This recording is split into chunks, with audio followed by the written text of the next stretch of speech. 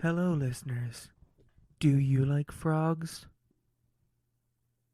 Okay, good to know. Welcome to episode 64 64, here we are of the again. Power Pod. Good evening. Welcome to the Power Pod. Welcome back to the pods.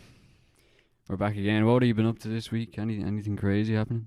Went out for the first time on Friday. Where'd you go? Went to Workman's first. Place was packed. Oh, Place was packed. Left, then went to... What's that place called? the Globe. The Globe. Went to The the Globe. Globe. I was going to say Palace. I was like, that's not it. Palace. Well, that is back. Yeah. You know, they're the biggest TV screen in Europe. Yeah. They always Yeah. play the like football matches and shit there, don't they? I haven't been, but I assume it'd be great for football. I assume that's a major football spot. Mm. No, yeah, it was grand, you know. Town's packed, man.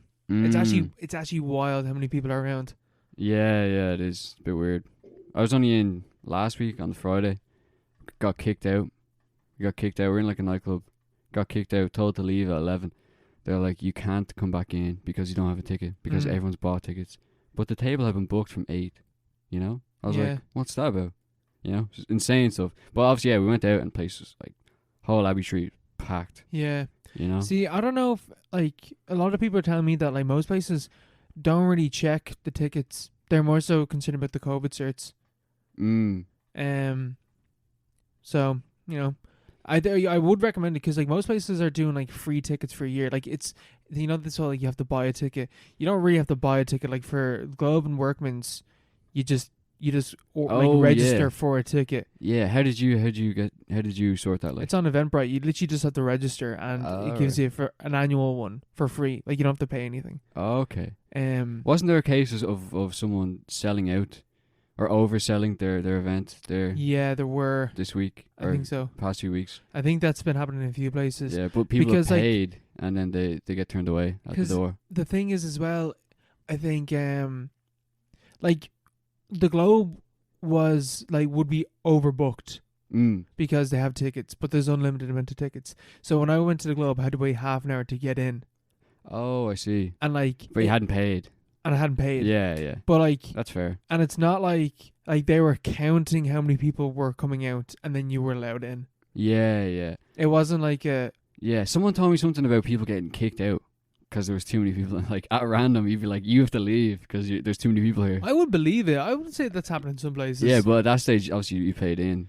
I yeah, assume. that's well. I don't know. I don't know. I don't I know. can't remember who said that to me, but I heard that somewhere. Yeah. I'm going to say the Academy did it because, you know, somewhere like that did Yeah. that and someone was kicked out around them. Could have been on O'Reilly's or something like that. Yeah, One of those probably. places. Yeah. One of those like youngish nightclubs, I guess. Yeah. Because like it's weird being in a nightclub. It's strange. And Mm. Workman's isn't really a nightclub. Workman's is more of a late bar, I feel. Yeah, of course. It's kind Yeah. of like a cafe bar. Yeah. You know? Yeah. kind But of. even like cafe bar is like It's like a club. it is a bit more of a club than Yeah, Workman's. I suppose. But like back in the day, remember you had like the kind of duality of man between like cafe bar and rights. Yeah. Because it's the same company. Mm-hmm. But like cafe bar is obviously way The more illusion of choice. Yeah. It's like it's way more relaxed. And then if you went to rights, it's just like you couldn't. You know, it's like you're not there to talk to people or like, you know. No, it's not. And there's not really many places like that anymore, I feel. At least to my to go knowledge. just to dance. Like, Just to dance. Yeah. There's not really many places like that. You 'Cause have like that's a big thing. Tramline is kind of a... that looks bleak. Yeah, That looks man, a bit I've been to bleak. Tramline a few times, like when it first opened, and Mm. that was grand. Like it was, I don't know, I never really liked Hangar that much, but I could vibe with Tramline. Yeah. But it's back now. Like, It is but it back looks the now. exact same. But it's also like it's the same age group. Yeah, So there's not many older nightclubs, which is shit. it's just coppers. Like I'm not even into that type of like, you know, scene. I guess of going to nightclubs, but like I think that's dirt. Like yeah. there should be choices. There's a few. There's only like Yeah. a few. Like Yeah, that's the problem. It's all on like Harcourt Street and stuff. mhm. Like you have like what was it? You have coppers obviously, and then there's a place, you know, adjacent or no, just beside D2. There's a place called the Back. Is it the Black Door or the Back Door? I think it's the back door. The back door. It's only over 27s or some arbitrary number. But Yeah. basically, if you're like over a certain, like I think if you're like 24 or 25, they're not going to check it. Really. Yeah, But like, it's only for grown ups. yeah. So I wouldn't go there. I wouldn't like admit that I'm like old enough to go to the back door yet. No. You know, that's you kind of giving up at that stage. Hey, You should be settling down. Yeah. You're past your past your prime. prime. Like. Yeah. You definitely put out the pasture, like going in the back door. That's what the name is as well. It's like back door. Yeah, you just scooch out there. Adulthood. yeah. But yeah. So yeah, what you get up to this week? Oh, I didn't do much. I was there working, working away. So just hard times. The weather, I tell you, the weather has been ridiculous. Just awful. Have to speak about it weekly, but the weather has just been ridiculous. It's just because it's changed it's again. Because like it's like the most like unpredictable thing in my life at the moment. Yeah, that's the thing. Like everything else, I know it's gonna be grand. Quite stable. Yeah. The weather. It's the one thing that's fucking me up at the moment. Yeah, everyone's sick because of it. Yeah. Like past few months, everyone's gotten a cold or something. Yeah.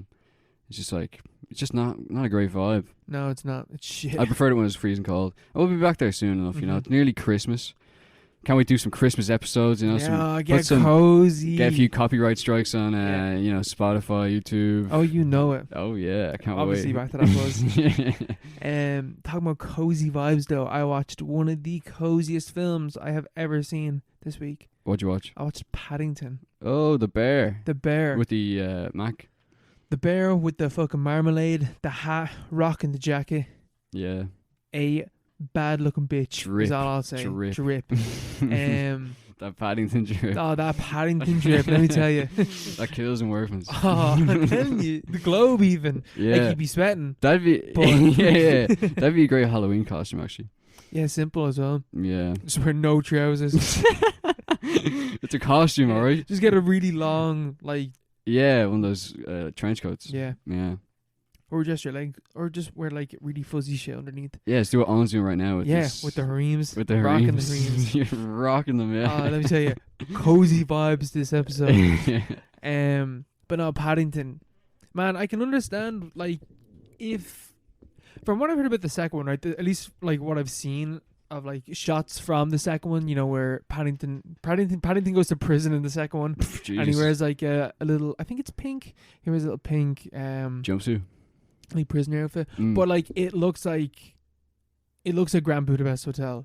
Yeah. So I think that like I don't know what they do in the second one because there's bits in the first one that are very like really aesthetically pleasing.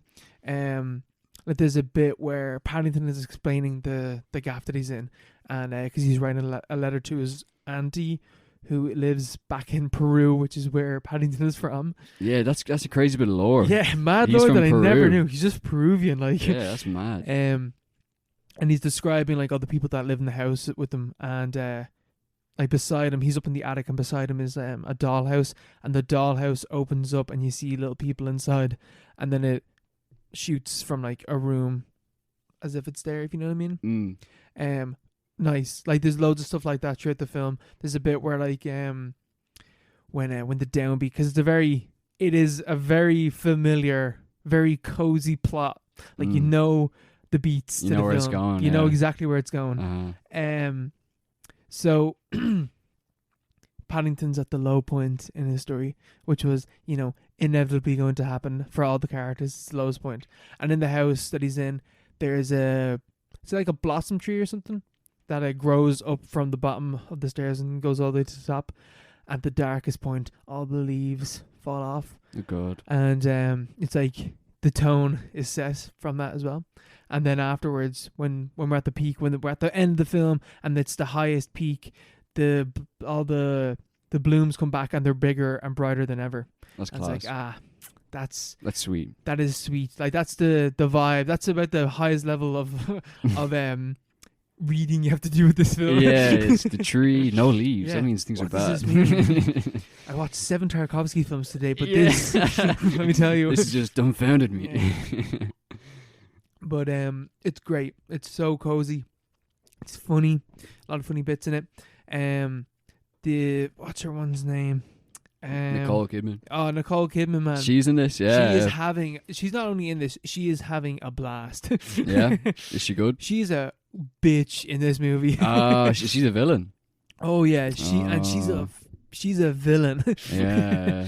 She always had that kind of vibe though. Oh, she's cold. Like she is ice cold, which is like direct contrast to Paddington's like cozy warmth. Yeah, he just rolls with the vibes. Yeah, He just exudes vibes. Yeah, almost to a detriment to himself because part of He's got too many vibes. Oh, like he's just like it lets he's him just down.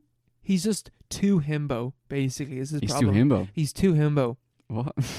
That's I'm gonna say. I don't know what the term is. Maybe the term would just be dumbass, but like Oh yeah. Like, he's too innocent. he's too innocent.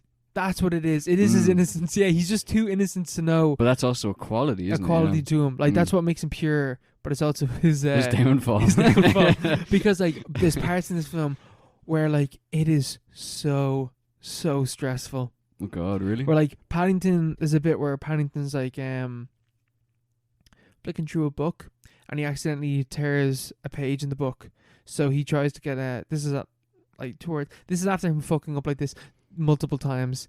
I'll go with the first one because the first one really sets it off. Mm-hmm. Paddington is up in the bathroom and he picks up 2 toothbrushes because he doesn't know what they are and sticks them into his ear and like cleans his ears and then pulls them out and there is shit and gunk all over them. Like it is rotten. And he puts them down and then he picks up something and he turns on the tap and then the tap starts to overflow and he falls into the toilet and he gets out of the toilet and like breaks the toilet and the toilet starts to flood and then he's in the bath and the bath's going off and the entire bathroom is getting fucked up and water's just rising and rising and rising and you're like, oh God, I know where this is going. yeah. And because it goes from like a bad situation to a worse, and then the dad opens up the door and all the water comes flying out and the gaff is in bits. It's all because he's so innocent. And it's just because he's just a fucking dumbass. He's the blank subject. He's the John Nada of his universe. Pure ideology. Yeah. So those bits are so stressful, and like I don't like. Is that not cartoonish or is it? It is cartoonish, but you're also like, in a stressful way. Paddington, like it's just like what are you doing, man? Because it slowly gets worse, and you can see the logic behind him trying to like figure out how to get out of this situation. Yeah. But you're just like, just stop what you're doing. But it's good. Yeah, but those bits for me.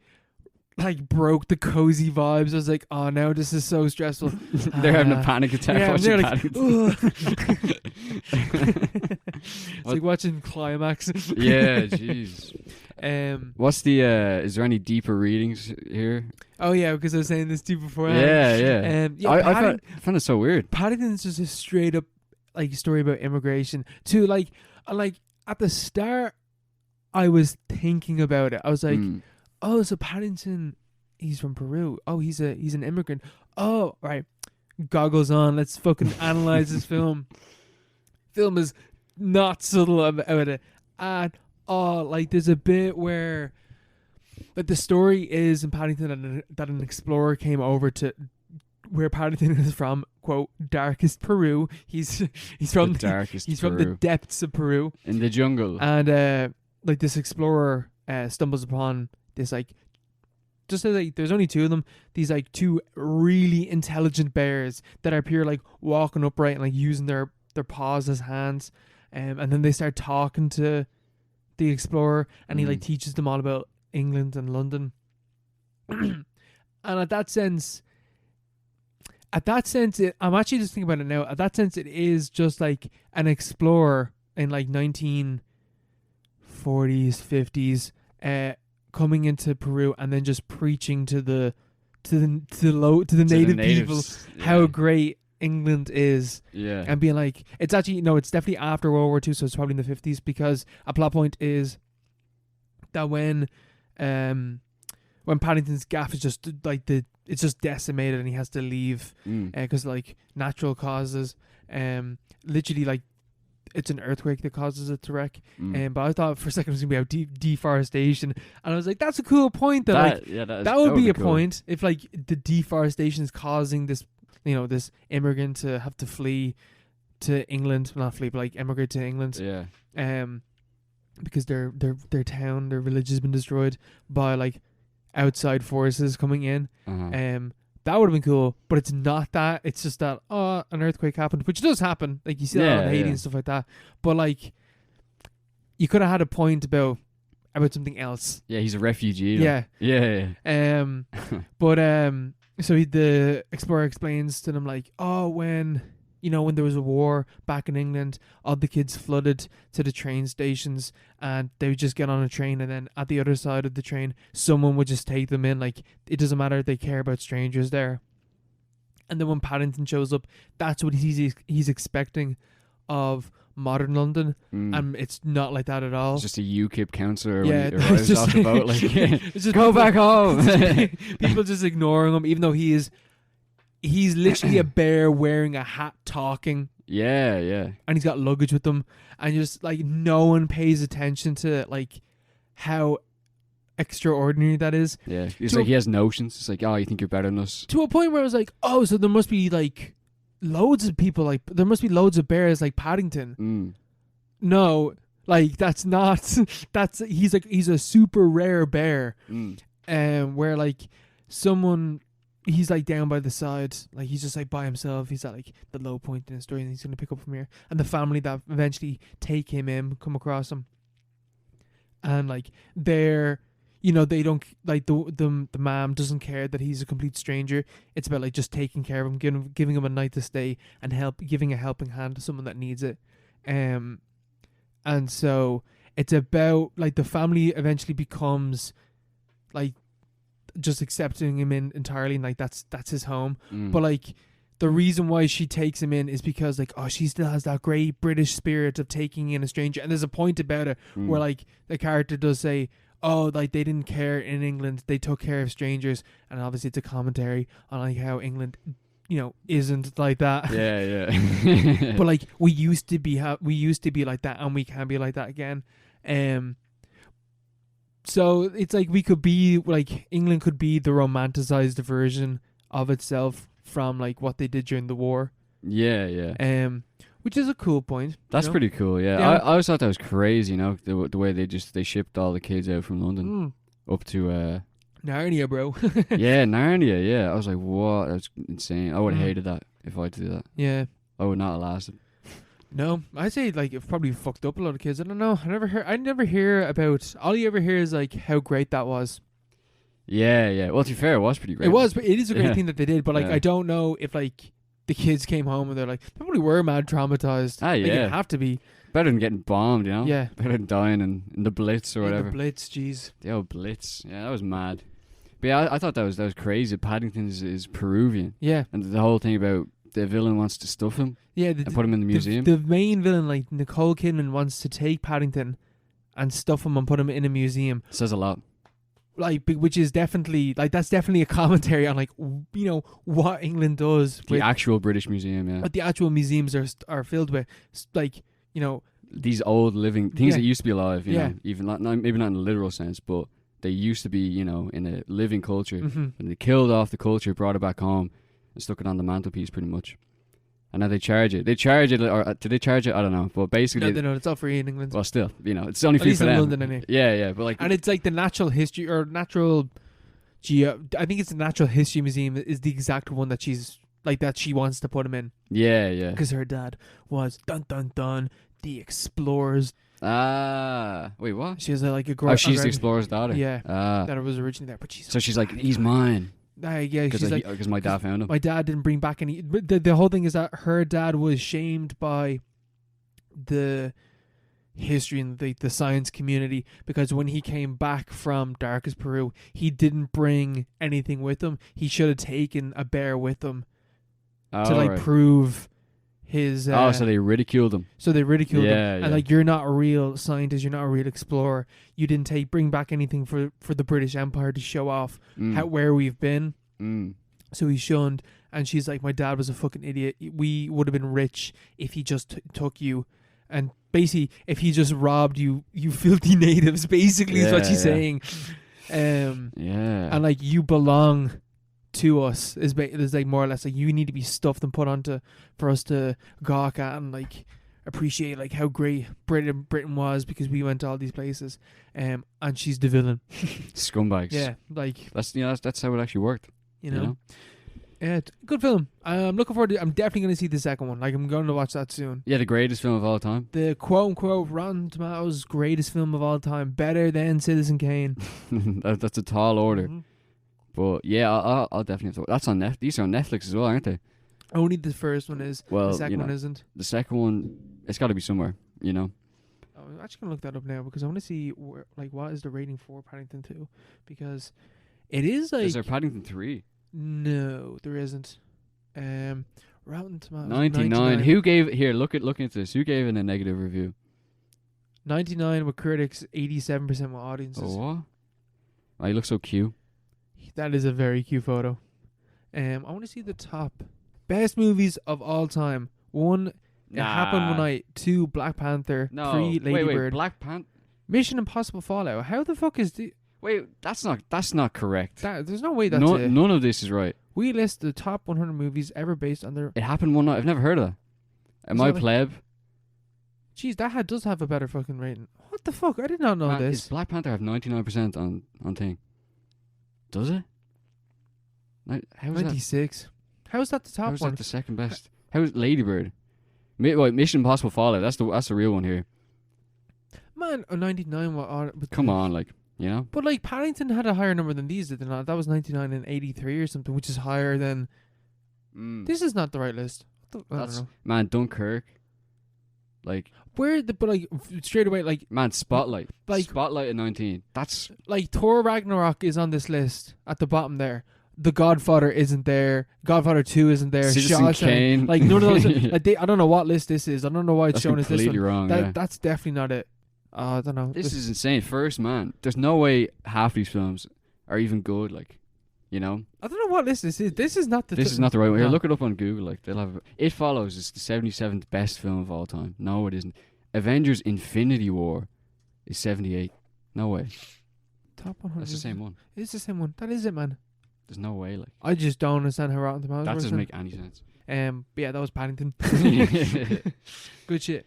Yeah, not bad, not bad. Talking about cozy vibes, what about a vibe that is also... You know the way coziness is kind of like, you know, you feel like you're all close, you're like in a small... snug. You're snug in a small space. How about a film that's about being in a small space, but it's not cozy at all? The Core. 2003's The Core. Oh, jeez. It's You just reminded me of The Vanishing. Yeah, actually, yeah. Horrifying. Yes, it's like the duality of coziness. Mm-hmm. You know, sometimes it goes too far. And The Core... Sometimes the spaces, they become too tight. They get a bit tight down there, yeah. But have you ever heard of The Core? Ever watched The Core? Never heard You've of it. never heard of it? Never heard It was of on TV. This used to be my favorite film to watch. We used to have it on DVD. Whenever it was on TV, I'd drop everything, sit down and watch it. It's basically Armageddon in reverse. It's another way Armageddon, there's a comet coming towards the Earth. Bruce Willis and Ben Affleck and all the guys, they have to go up and land on the comet, set off a nuke to save the planet. Of course. As anyone would. Yeah, as anyone would. Aerosmith's playing in the background. It's perfect, 1999. Everyone knows Armageddon. The vibes are bitching. Yeah, in Armageddon. In The Core is actually the same. The vibes are absolutely insane. But it's reversed. It's the story is the molten core of the Earth has stopped spinning for some reason.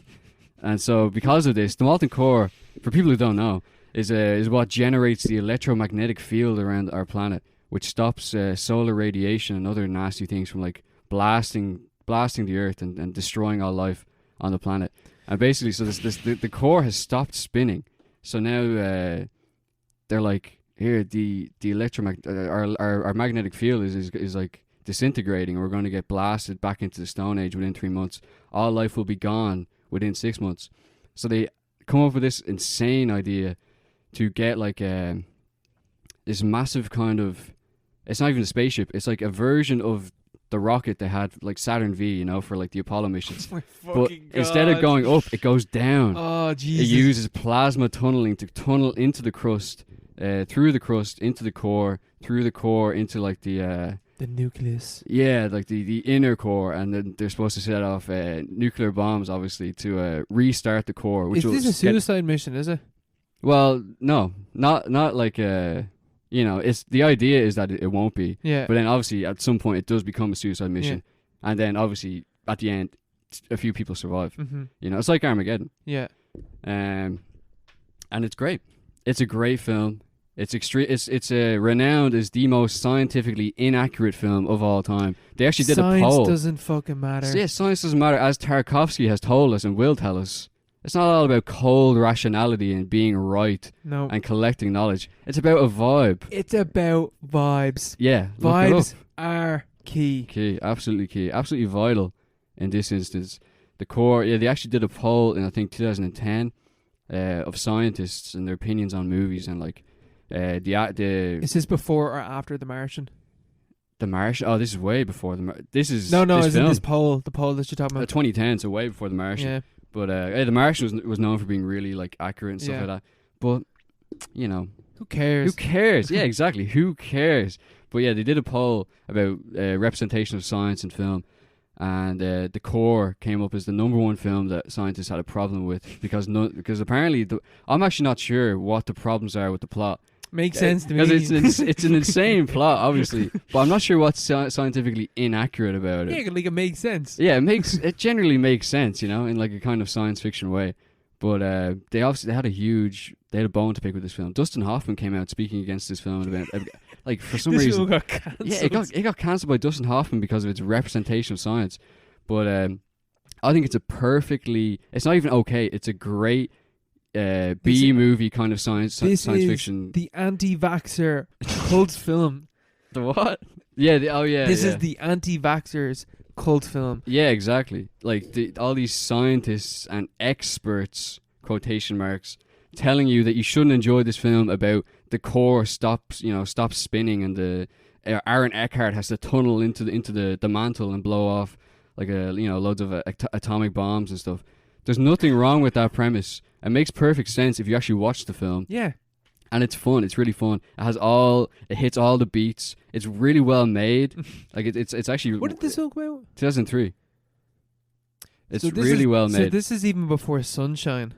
This is before all this stuff, where it became fashionable to become like scientific. Oh, this is so like Interstellar kind of thing. Only because Sunshine is basically the plot of this film, but it's literally like, oh, the inner core is fine, but the outer core, the sun, we need to blow up the sun to restart it.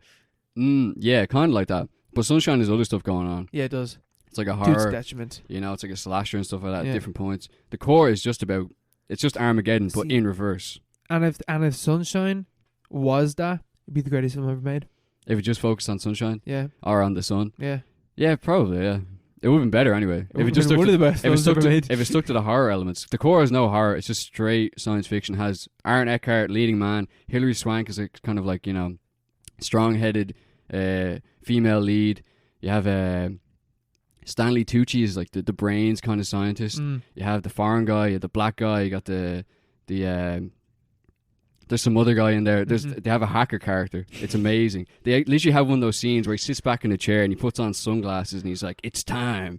And then they have like all these like this montage. Yeah, they have this montage of ones and zeros going like through the different like fading It in is and out. post the Matrix hacker. Yeah, it's amazing. You know, perfect. it's so on the nose. It's literally paint by numbers, standard early 2000s Why / 90s were sci-fi. the 2000s so bad? Like, This why is a were- great I film. know. but Mark, right? Like, why were the 2000s so bad for movies? Like the early 2000s. I think What happened? there's a lot of weird things. Yeah, obviously with like the conventions. This film is kind of constrained in like the chains of the conventions that it kind of abides by, and those conventions are pretty bleak Yeah, and like they're so boring. boring. Yeah, problematic. Like there's so many things wrong with it, and like it's just kind of like doing the same thing again and again. But this film, it's like the way The Conjuring is a very paint by numbers horror film. Yes, This film is like that, but with B movie sci-fi that's what you want. in the 90s, 2000s. Mm-hmm. It's very, very good. It's very, very good. You have this, they're tunneling in they built this giant, what's his name, Braz. He builds the fucking tunneling machine. It has like plasma guns that shoot into the earth, and they're like in there, and like for some reason they have a windshield, You know, even though they're going underground and they're like dodging diamonds and stuff like that.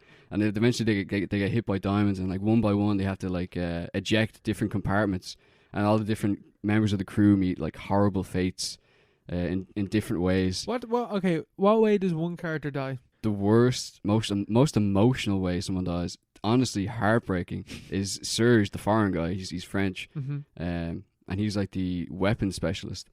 And he's like our fucking character from like Atlantis. Wait, what? The bomber guy in Atlantis, like the last city, the animated one, the Disney one. Yeah. Like I'm pretty sure he's French as well. Yeah, he's in charge of the nukes anyway. He puts like little French flags on the nukes, and but like they run into like they're in the diamond field, and so Hilary Swank is up there trying to dodge diamonds, like huge diamonds, and obviously they get hit by one of them, and everything's thrown haywire, and Aaron Eckhart has to dive underneath like this because obviously things are shutting down. That compartment has been like critically hit. That's getting shut down, so he dives under the door. But Serge is like, oh wait, the nukes are back here. We have to like they're in the middle of arming the nukes. So he stays back to make sure that the nukes are all armed so that the mission can be completed. But at the same time, obviously he gets trapped in this compartment, and they eject the compartment, and he's slowly crushed alive. And they show it, and they show him crushed, like getting like, you know, compressed by the pressure deep into the earth. But he also throws out his for some reason he throws Aaron Eckhart his notebook, with his calculations and stuff, and also has like drawings by his kids. It's like, Papa, cannot What wait the till you are fuck? back in La Maison and stuff like that. It's just Aaron Eckhart crying over like a deck of computers. It's like, it's fucked up. It's so fucked up, but it's great. It's so good. I love this film. It's hated though. Yeah. Hated. I can see why. It's hated, but it's good. It's good. It's not. It doesn't show anywhere, I think, is the main problem. I think people would like this generally because there's nothing really wrong with it. It's just cozy, is it? It's just, you know, it just is what it is. It's Is very, it- very conventional. I'm assuming that it all takes place within the ship, does it? No. Well, they start out with No, but like once they're in the ship, it doesn't. oh no, it cuts back and forth between the hacker characters is back at base, Oh, okay. because Right. this is all orchestrated by NASA. Mm-hmm. And it turns out that NASA are the ones, or not NASA, like fucking NSA or whatever. They're the ones who stopped the core originally because they're letting off nukes underneath in the mantle for some reason to get to the Soviets. Even though this is 2003, but they're doing something anyway, and the core stopped.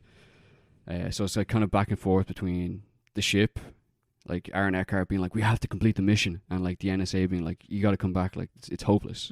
It's like, we're going to let off an even bigger nuke and hope that the core restarts, which obviously doesn't work. And then they save the day. It's great. I spoiled it, so sorry spoilers. I mean, if anyone's going to watch I it. can take a guess. Yeah. It's good though. Jeez, that is. Why were the 2000s so bad? Like, I just don't understand This is a great film. This is I not. know, This I know. should not be grouped in with that. But come on, like. It's conventional as fuck. Is it like The Day After Tomorrow and stuff like that? Yeah. Like Oh, come on, Mark. Day After Tomorrow. That's a great film, man. Oh, no. Man, that's no, but What's the alright, guy to make those films? Roland Emmerich. Come on, no. But see, they're not great films, obviously. But you can watch. They're perfectly good at what they're trying to do. The worst one of those type of films I've ever seen. 2012.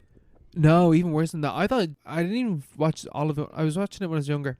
The Day That the Earth Stood Still, the remake. Jeez, yeah, that was so boring. That was so bad. So bad. I remember I saw that in cinemas. I was like, this is so bad. It It's was- one of the only films that I turned to, like, my family in the middle of the theater. I was just like, this is just rubbish. Yeah. I was 11 years old, or Man, 12. Like, I watched that like around the same time, like 11, 12. I watched it when I was younger. I think it was like Sky Premier or something played it, and I watched it. And I think it was one of the first times I was like, Jesus, films can be really bad. yeah, when you recognize how bad something can be. Yeah, like you're just like, I've been watching like good shit my entire life, and this is like, It's a bad film. this is a reminder of like, this is a bad movie. Like, Yeah, it's rubbish. And that's a remake of an apparently good film. yeah, I'm not sure. I don't know. Like, what was like when you were younger? What were like films that even when you were younger, you're like, that's fucking bad. Igor. I talked about it before. You know that film Igor? Igor's great. Not Igor. No, I'm thinking of Hugo. Yeah, Yeah, the Scorsese one. Yeah, no, Igor. I've never seen either one. The animated one. It's the only film I've ever walked out of. I think I was like 9 years old. a harsh critic even back then. My mom just turned to us, is like, are you enjoying this? And, like, me and my brother was like, nah, this is rubbish. Like, we all just knew. Yeah. We're the only people in the theater as well. Everyone knew this is a terrible film. But like, that was one of the first instances where, that was 2008. As the first instances where I could see where the story was going in like a bad way, and I was like, this is just, because usually when you're a kid, obviously pretty much everything you watch is good. Yeah, like you can watch. You're mostly watching like Disney classics that, for the most part, still hold up. Yeah, exactly. Yeah, and even if it's bad, like, you don't notice if it's bad, or you don't really care. You don't really care. Like, it's just, it's like fun, like stimulating a images. bad movie for a kid is a really boring film. Yeah, exactly. Yeah, And like a bad kids film is a boring kids film. Most of the time, not even enjoyable for adults. Then. yeah, exactly. Yeah, like there's nothing to them. I'm trying to think. Like the one that always stands out to me, and I would have been like kind of young because I watched like Predator with my dad when I was young. It's like one of my first 18s film, and I really liked that film. So then when I was like around that age, and I started watching all the Predator movies. I didn't watch Alien films. I watched the Predator films, and I watched Alien vs Predator Requiem, and I was like, that is literally the worst film I've ever seen. And to this day, I despise that film. Requiem. I can't remember that one. It's the second Alien vs Predator. Yeah, I think I watched the first one. First one's fine. First one's just like whatever. I think that's actually pretty sure the director of that. The director of that directs and produces the Resident Evil movies. Paul right. W.S. Anderson. Oh, your man. Yeah. Our boy. Yeah, he's married to Mila Ting. Yeah, Mila Jovovich. Yeah. Like, that film's fine. I don't know who directed the second one. The second one I absolutely despise. I hate it so much. It's just a awful film. Yeah, that's the worst though, And it's like it has like a peak of like just being like, oh, like one of the complaints about the first Alien vs Predator was there was 15s, and people were like, oh, that should have been 18s. So the second one, they went 18s. Like, it is so edgy. It's really fucking bad. And then there's even like all the gore is like special effects, and it's just shit. It just looks so bad. Yeah, and it's so dark. You can't see anything. Fuck it. Fuck that. Bad movie. Yeah, it's it's part of growing up, But the core is not a bad movie. The core. That's still the core is a B movie. It's a very good B movie. It's not an A movie. Exactly. It's a perfect kind of. It's great fun to watch. Yeah. It's very fun to watch. Very fun to watch. I think you'd enjoy it. I think you wouldn't mind watching. I think it's that certain type of bullshit that I can enjoy. yeah, exactly. Yeah. Like Tremors is one of my favorite films. I was literally watching it. I was thinking, Owen would like this because it's like Tremors. Yeah, man, kind Tremors fucks. Yeah. Tremors is so good. It's that kind of vibe. I even like when I heard whenever I heard about Tremors for the first time, I was like, I know I'm gonna like that film. It's about big worms and like cowboys fighting them. That's gonna be fun. Kevin Bacon's in it. Kevin Bacon's in it. Like, come on. Obviously, I'm gonna enjoy this. And then when you watched it and you talked about it on the podcast, you're like, oh, you'd enjoy that as well. I was like, I know 100%. I'm gonna love this film. And I watched it. And I was like, best film ever made. Yeah. It's fact. Just facts. Just facts out here. That's not 2000s though, is it?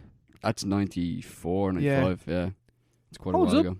Oh, it does. Yeah. The effects are very good, except for that one scene where it's CGI. Yeah. Well, can't be helped. You can't have it all. You can't have it all. You can't have it all.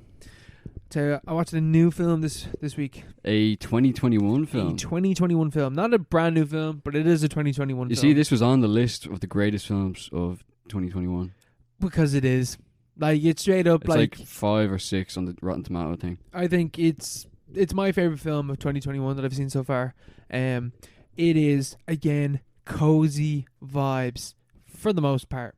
I guess like the core central idea is very heartwarming, very light, but it's a very sad movie at the same time. It's about Nick Cage character, can't remember his name, but it's Nick Cage, and he lives out in the forest with a pig, and he just like hunts truffles. He just gets truffles, gathers truffles, doesn't hunt them, he gathers them. And it's very soft and very gentle for like 10 minutes, 15 minutes maybe, and then the pig is taken, and like when that happens, like it is like impact immediately. Even the way that it's shot, like Nick Cage is hit and the camera jolts with them to the ground and stuff like that. Very impactful action for that bit. So you're like, here we go. Nick Cage is gonna fuck people up to get this pig back. Like, he's like mad cozy and calm, but I bet you he's a killer. Something like Mandy or like, you know, John Wick or like any revenge film. That's what you're expecting. Film is not that at all, and it completely plays and toys with your expectations that's what the film is going to be, because it holds off on like kind of showing its full hand for ages, and then by that stage the mystique of who Nick Cage's character is like disappears as well. Like the realization of like who this character isn't that he's this stone cold badass motherfucker who's just gonna destroy and wreck anyone. He's the most empathetic character ever put to film. He is so peaceful, but yet is so like filled with the hope that his pig is still gonna be alive, that he like fights through like even like really fucked up shit happening to him. Yeah, that's real like you know, inversion of what you expect. It's a pure anti-revenge film. There's no violence or anything, no. There is violence, but like the violence is all on his character. Yeah. Like anytime, he never throws a punch. He gets the shit kicked out of him. Yeah, turn the other cheek kind of stuff. Yeah. Jesus kind of vibes. Yeah, maybe like Jesus kind of vibes. But like I think it's just a way to be like, you have full empathy with this character by the end of the film, because you've seen how far he's willing to go to get his fucking pig back. His little piggy. But I don't blame him, because that pig is like, you spend 10 minutes with that pig. Is it a real pig? It's a real pig. I would go through that for that pig. That's it. I would die for that pig. Pigs are so underrated. So underrated. You know they're smarter than dogs. Pigs are so smart. Yeah. Yeah. But like we just eat them. We don't. But like you don't even keep them as pets. You know. Yeah, like, you're not really allowed, are you? Yeah, you can. Yeah, but like you don't. Yeah, but you don't. Why is that? I don't know. The big man. Yeah, I suppose. Pigs get big, don't they? Yeah, I suppose. Hogs. Is there a difference between a hog and a pig? I assume there. Yeah, there definitely is. But like a pig, pigs are still fucking big. Are they? You know. Well, they should breed like different. You know. They do. Like you can get like little pot belly pigs and stuff like that. Yeah, you should get them. People should have them. They're mad expensive and they don't live that long. And apparently they're really hard to take care of. Oh really? They're like a trend as well, aren't they? The mini pigs. Oh yeah, I've seen the little mini pigs. They're a bit like. They're just hamsters. Like. Yeah, that's just like you might as well just get like a fucking chihuahua or whatever. Yeah. You know, that's the same thing. Like that's not a real pig. Like like a pig, like you know, like a shepherd or like a Labrador dog. You know, like you just have pigs. People should just bring pigs to the park, because pigs they can learn tricks and stuff, and they have like feelings and stuff. Yeah. They have feelings. They have feelings. They do have feelings. They're smart. They're really smart. They are really smart. You know, I feel so bad for them. Because cows, like you can understand. I can kind of turn the other way with cows, because cows are like, idiots. But cows are like dogs in that way. Like cows are idiots the same way that dogs are idiots. Yeah, but cows don't. Well, I don't know. I don't really know any cows, you know. But like I've seen TikToks, bro. Yeah, I suppose they have like personalities and all. Yeah. But like they're still kind of idiots. Sheep, anyway. Sheep are dumb as fuck. You can never feel bad for a sheep. No. They're just like robots, you know. Yeah. They're just like, you know. Blank eyed man. Yeah, man. Just like run off the cliffs randomly. Yeah. You have to be stopped from running off cliffs. You ever see that clip of your man and he's like climbing a mountain or something like that? And there's a goat stuck with his head in the fence, and your man comes up to him and like pulls his head up, and the fucking goat just immediately falls down the mountain. Like, the what? Down the mountain, like tumbles down the mountain, and he turns around and goes like, "Oh shit!" And like all the people that like he's with, like his mates, and they go, "What the fuck?" That's the thing, like straight away. You're just like they're in bits. Like those animals, you can't. Like at least you can turn the other way. Pigs, yeah, I always feel bad for pigs. Yeah, you know, it's just so sad. I feel bad for them all. Mo. Yeah, I suppose. Yeah, preaching to the choir here. Yeah. No, but pig is really really good. It's like it's also beautifully shot. Nick Cage is great in it. Especially because like I've been watching a few of the new more recent. I've been watching a few. Had to announce it audibly. Obviously. No one can see you. Yeah, no, but like you could. But I've been watching more recent enough Nick Cage films. Like I think the last ones I've watched were like Mandy, Mom and Dad, and The Wicker Man. The one in the fair house or the fair ground. And Willy's Wonderland. Willy's as well. Wonderland, yeah. That I watched. Yeah, For some reason that sticks with me. because the core concept is so good for that Yeah, film. Like it yeah. just fucks it. Like Willy's Wonderland and Pig have come out in the same year. They are on polar opposites on the spectrum in terms of like vibes, in terms of like message and themes or whatever. Like Pig is very slow. Not slow. Yeah, no, it is very slow. How long is it? 90 minutes. That's not. Oh yeah, it's just short, but it's like it's like but like you feel like, slow pace, and you feel like you've spent a lot of time with Nick Cage's character. There's also Alex Wolfhard, is that his name? Alex, The guy from Hereditary. Oh yeah, Alex Wolf, yeah, or Nate Wolf, one of them. They're twins. Alex Wolf. Alex Wolf, yeah. Who's Wolfhard? Is Wolfhard the guy? That's from... the guy from Stranger Things. Isn't Yeah. No. Alex Wolf. He's great. He's in this. Fantastic. He is great, and he plays a character that, much like Nick Cage, the more you learn about, because you're like, he's a dickhead. Like when you first meet him, you're like, he is a dickhead, but you understand by the end of the film why he's like that, and it's like the more that you spend time with these, and it's also just because Nick Cage's character is like a very empathetic character that like he brings people into him very well. So Nick Wolf's character just like tells him everything about him, like just starts like explaining his life, whatever. And it's just cozy. It's cozy and like emotional. Like there's a bit in this film where like something happens and like it hit me. Like I was actually like, I'm not crying, but God, that hurt. And then the end of the film is just like, well, time to like move on, I guess, because the whole film is about grief. The whole film is about a character that like can't come to terms with the fact that his wife has died, and that it being tied to the pig, and being like, I've been like rejecting the fact that my wife has died, and I'm just kind of, you know, haven't come to terms with it, and it's been like 10-15 years, and you know, by the end of the film, like characters need to move on from the grief that they're suffering, basically, more or less. But it's good, very good. Yeah, it sounds really good. I'd love to watch that. I wish it was. That's probably on YouTube, isn't it? Like to pay. You could definitely watch it on YouTube, yeah. Yeah. Or it's on Rakuten. I think it was a £4. €4. Not bad. HD. HD. Sign me up. Yeah, I have a little list now. I still have to see Relic.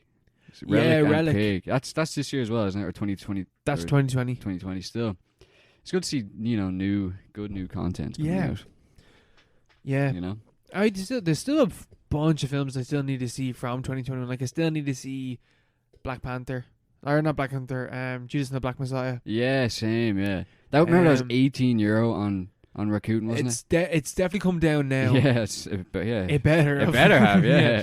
But I'm pretty sure that's coming on to Netflix soon enough. So yeah, we'll watch it then. Oh yeah, I'm looking forward to watching I remember we mentioned that in our first episode. And we still haven't seen it. Yeah. Maybe for episode 100. Yeah. Recommended film for episode 100. Yeah, Jesus. Coming full circle. I'm trying to think of other ones. I can't remember. Like, do you want to see Last Night in Soho? No, not really. I'm talking about films that have also come out, like not films to still come out. Yeah, that's out now, isn't it? What about French Dispatch? No. Yeah, I'm not interested in seeing that I at don't all. want to see that. Carl went to go see that. What do you think of it? He said it was good. He said it wasn't as good as Grand Budapest, but like it was still good. Grand Budapest is like that's like his opus, isn't it? Yeah, it's not my favorite Wes Anderson film, but it's the best like Wes Anderson film. Like it's the most Wes Anderson film. Yeah, and like of all the like quotation marks over Wes Anderson film, it is the best one of those. Yeah. So, and he's like like Isle of Dogs is dog shit. Isle of Dogs is so bad. I love dog shit. Have you seen that film? No. That film is dog shit. That film is so bad. Animated. It's the animated one, isn't it? Yeah. It's real bad. And I've heard like that French Dispatch kind of follows on that trajectory that Wes Anderson is on. Yeah, I wouldn't go see that now. Not in terms of it being bad, but in terms of it being bad in a similar way that Isle of Dogs is bad. Yeah. Like people can I'm sure a lot of people love Isle of Dogs. I'm not one of them. It's just not my film. It's just not my film. It's not me. It's just not me. Yeah, that's fair. That's very fair. I don't know what else is coming out or what. Matrix is coming out now in a few weeks. Scream? That's gonna be shy. yeah, but like it's coming out. Shy. Matrix. Matrix is the main one. Is there something else? I don't think there is. Morbius is January. We talked about that. Yeah. I think we got Spider-Man. the new Spider-Man. When's that? Is that December? December.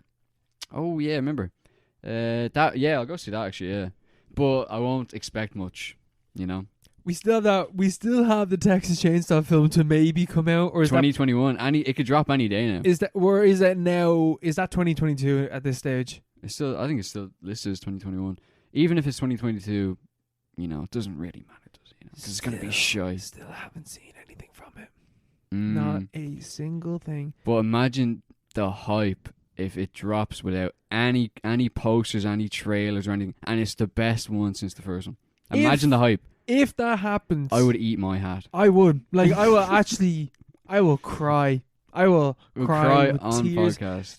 Tears of joy, tears of blood, tears of joy. Like the whole, I've been expecting. If that film turns out to be good, all bets are off. Anything can happen. Like that could be like there's ramifications for like world history if something comes out of nowhere, out of the blue. Texas Chainsaw suddenly saves itself. Reality is like on a tightrope at the moment. Like things are weird at the moment. If a Texas Chainsaw film turns out to be good, it's over. Yeah, it's like who knows what can happen next. Anything is possible from that point.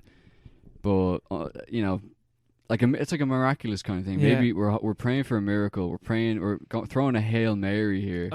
Please. It's not going to pay off. But if it did, wow! Imagine the feels. Even if it turns out to be better than Halloween Kills. That would be good, but like that would still be a letdown. Yeah, no, that would be a letdown, but that would be mind blowing because imagine it was 4 out of 10, that'd be crazy.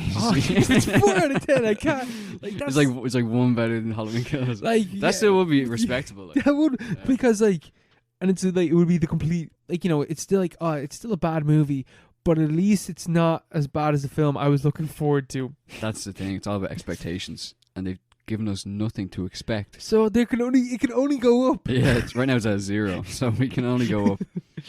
Or can we? But yeah, I was speaking about things that can only go up. I watched Capricorn One there this week. Ever hear about that? Never heard of that. 1978 or 77. Capricorn One. It's about you know the way they have those conspiracies about the moon landings. Of course. How the moon landings weren't real. You mean the truth videos? The truther videos? Yes, exactly. Actually, I was watching one of those flat Earth videos there during the week. You mean yesterday? Flat Earth documentaries? Yes. I was watching. It was an hour and 20 minutes long. I watched nearly the full thing, and it was hilarious. Absolutely hilarious. I can't. For some reason, there's a lot of it that I can like watch and find funny. There's something about flat earthers that like it annoys me. Like it doesn't. I don't find any entertainment in it. It's just like you're just an idiot. Yeah, but like it was just like I've seen some of the Apollo 11 was fake, all that like the fake moon landing stuff. And like I believe that before I believe flat Earth. Oh yeah, absolutely, yeah. But that's why I don't enjoy the moon landing hoax videos, because I'm like some of this like kind of like there's weird discrepancies, So I'm like I can't laugh at it in the way that it's telling you the story. Yeah, the way it's presenting it. But like the flat Earth thing I was watching, it was like they got a GoPro and they sent it up on a balloon, and they're like, see the horizon is completely flat, but like it's a fisheye lens.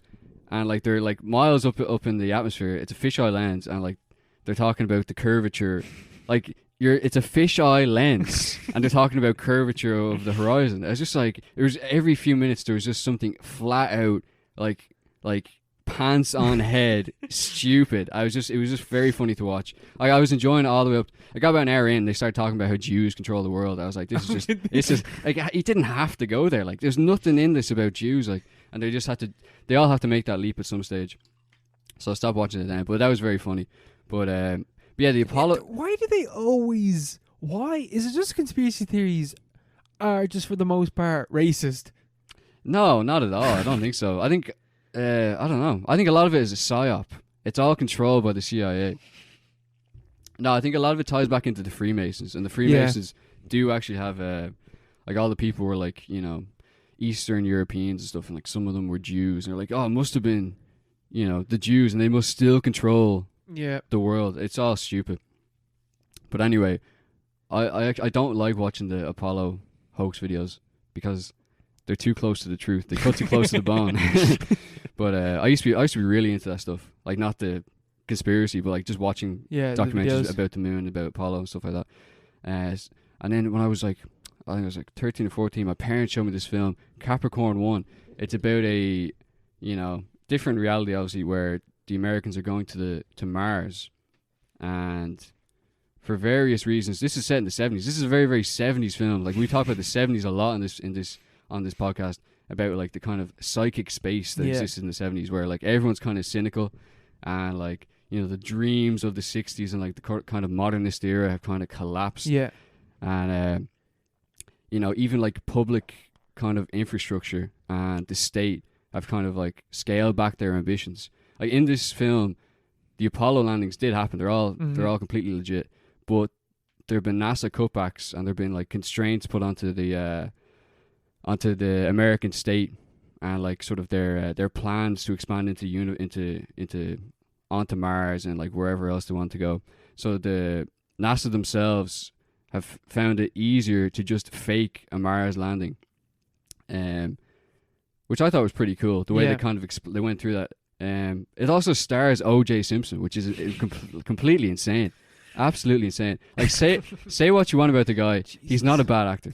He's not a bad actor. Hello, Twitter world. Yeah, his Twitter is so funny. It's funny in a really dark way. Oh my god, is it? Anything what OJ is. Yeah. Did you ever see that video where he was they're doing an interview with him and they opened the door and he's there with a knife? He's like, his eyes. He's like joking. It's like, this isn't a joke. It's like, this isn't funny. Yeah, this is a serious interview, and he's there with a knife, like pretending to stab the reporter. He's like, oh, did you get it? Yeah. Did you get the reference? Yeah. But he's in this. He's not the star. He's like the kind of the co-star. He's not. He does a pretty good job as well. He was in a lot of. He was in like Towering Inferno and stuff. He was. I think he was an actor before. He was training as an actor before he became a football player, and he came from like a theatrical family anyway. So that's why he kind of got into the business. I think that's kind of contributed to his star as well. Like why he was so traumatic when he fell in the 90s, you know. But he's also in this. Twitter world. Twitter world. So funny. But it's an independent film, and it's extremely well made. It's extremely well written. There's because you have the whole lead up to the thing, where they're in the rocket and they're preparing to blast off, and everything's done very like. It's just done very like, you know, it's like a standard kind of lead up to that kind of thing. And then you have they're dragged out of the capsule by this guy in the suit, and they're brought down to like a little interrogation room like the astronauts. And the rocket blasts off without them. Like the rocket goes into space, like, and they're brought into this interrogation room, and the guy in the suit is sitting there, and he does this amazing speech, which goes on for like, I don't know, 7 or 8 minutes, just basically explaining like the kind of points I was talking about there, like the themes of the film, about how like the collapse of American ambitions, and like how this Mars project is an attempt to kind of reignite that. Reignite. Send a nuke to the core of this issue. To a whole different world. As an attempt to kind of reignite the glory of the Apollo era without the costs, pretty much, which is, you know, the whole kind of mood of the late 70s. Which is a way that you could look at the moon landing as well. What do you mean? Like you could like if you believed in conspiracy theories, you could be like, That's what they did with the moon landing. Yeah, exactly. But like that was back in the excess. You Yeah. have like Lyndon Johnson and all the guys. It's just like let's just go to the moon for the laugh, you know. Let's do it, boys. Yeah, let's just go to the moon. You know, that's unthinkable these days. You know, even in the 70s, it was like, or at that point anyway, it was like something that wasn't really on people's minds. Yeah. So that's what they're talking about. There's like a speech, as I was saying, it's 6 or 7 minutes long. It's very, very good, very well written. Because the guy in the suit is friends with. He obviously knows the astronauts. He's friends with them. He's making an appeal, a personal appeal, as in the way of like, I'm a cog in the system. I don't want to do this to yous. Like, I know this is your dream to go to Mars, but you can't. Like, we can't afford for this to fuck up. Yeah. So you have to stay on Earth, and we're gonna do a TV show. Basically, we're gonna film a fake Moon Mars landing. Fake Mars landing. Yeah, and if you don't Moon cooperate, landing. we'll kill your families. Yeah. And obviously there's a big, you know, sort of tension there between the astronauts who want to go to, or who don't want to live this lie, and the kind of state officials who have to keep things covered. Yeah. Because like their jobs depend on their livelihoods. You know, the legitimacy of the American state. Yeah. You know, relies entirely on this thing playing off exactly as it should. But then things go completely wrong, because you know they're waiting 4 or 5 months. You know, the ship is still up in space. It's doing its tour, and it's coming back. They've landed. They've done the landing on Mars. The astronauts have cooperated. They've had like a live transmission. The president's done the speech afterwards. They had the first words on Mars and stuff. But the real spaceship is out in space, and it's coming back to Earth, and suddenly it breaks up and explodes in the atmosphere. So the astronauts are dead, technically. Yeah. You know, or like figuratively in the public's mind, but they're also alive because they didn't actually go into space. Yeah. So there's a really cool kind of I don't know, premise or like And sort of tension there. yeah, tension for like the last act, which is it's played out very, very well. It sort of takes place in the desert as one of the best chase sequences I've seen like especially for an independent film with probably a very constrained kind of resources and budget. It has this really like this amazing chase sequence between like a crop duster kind of little four-winged aircraft kind of thing, and 2 like black helicopters from the FBI and one of the astronauts is hanging onto the wing of the crop duster, and it's like they're like swooping in and around like this canyon in the desert. Yeah. It's like it's very, very well done. That sounds dope. It's class. It's a very good film. It's just really good. It's like a great independent, it's like 70s film. It was really well received, obviously. But they never really went on to do anything except for O.J. Simpson, obviously. You know, He went on to do a few bits. Yeah, he's probably the biggest star of it. But I thought it's just one of those really good films. Yeah. But also it has the whole themes of the deep state and like the hoax and the conspiracy kind of background. I thought that was always very cool. Yeah. This sounds like a really inspired a film that I watched ages ago. I think I talked about it on the podcast, that Operation Avalanche. The guys that did The Dirties. The next one that they did. What was it about? It was about like them faking the moon landing. Oh yeah, found footage film about them faking the moon landing. Yeah. And explains it really well. But like in that as well, there's a really cool chase scene, and like it's obviously a super low budget indie film. But there's an unreal like chase scene in that as well, which is just like that's what chase scenes are hard to do. Yeah, very hard. Yeah. So like really appreciate them when they're in an indie film. Then yeah, because there's parts in Capricorn One. Because the last act basically is set in the desert. So like huge, like theoretically huge sets and like huge set pieces. Like like the helicopters.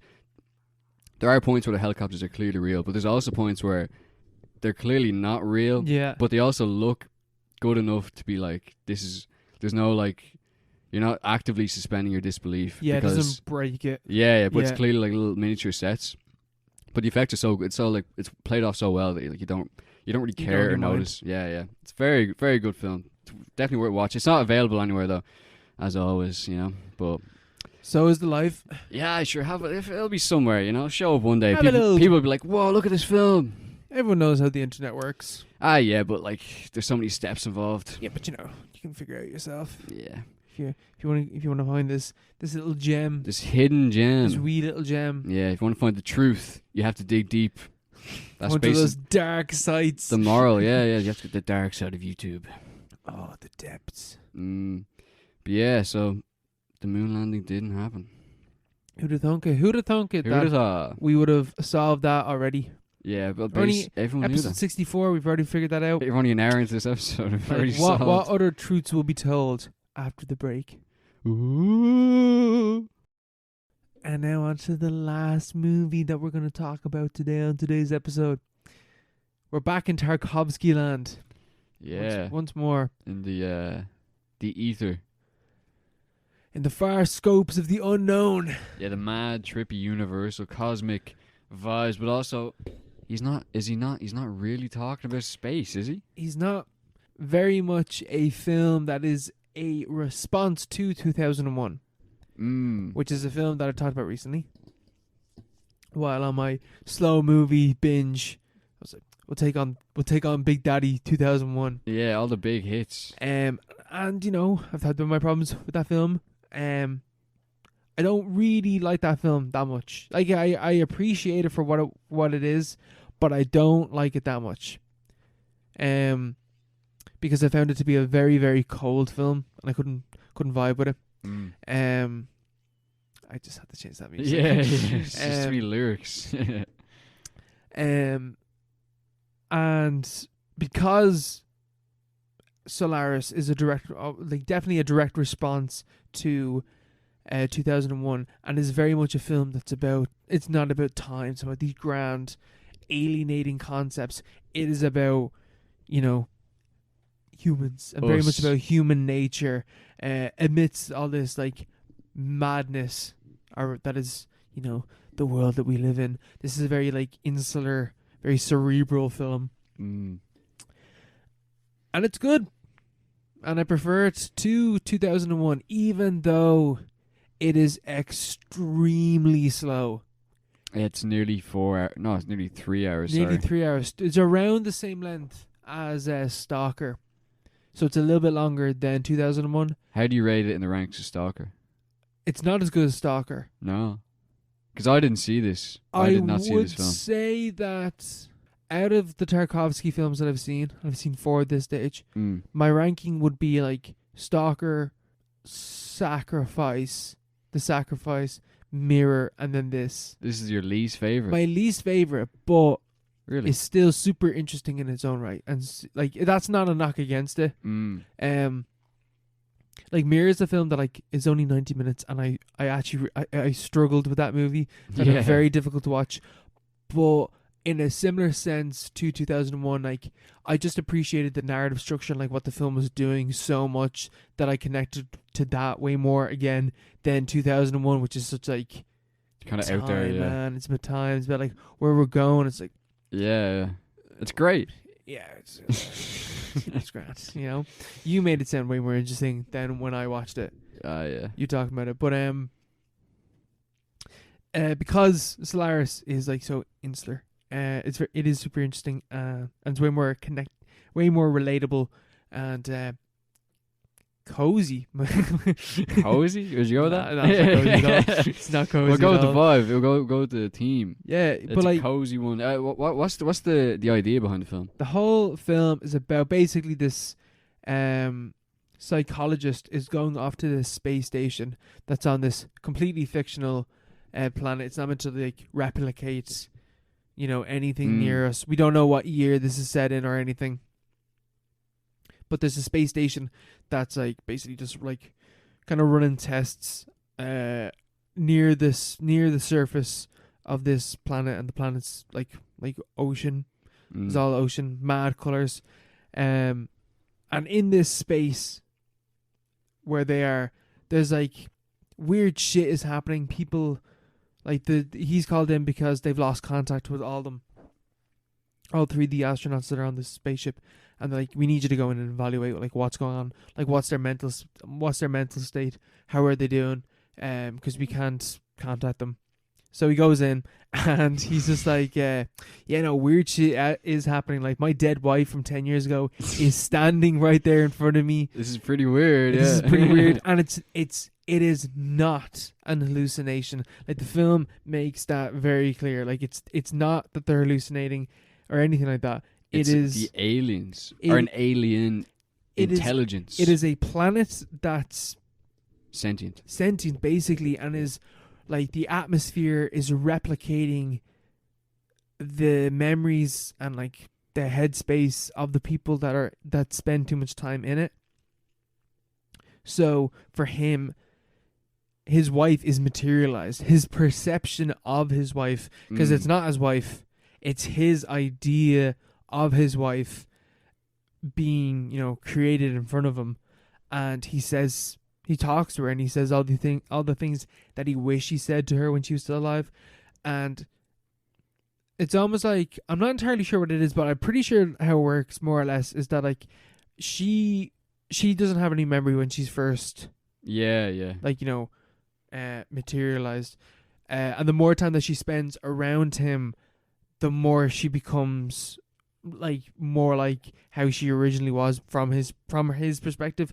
Like he has some control. Like she doesn't remember how she died, which eventually she learns, and you realize this character, like where he's fucked up. He's real fucked up.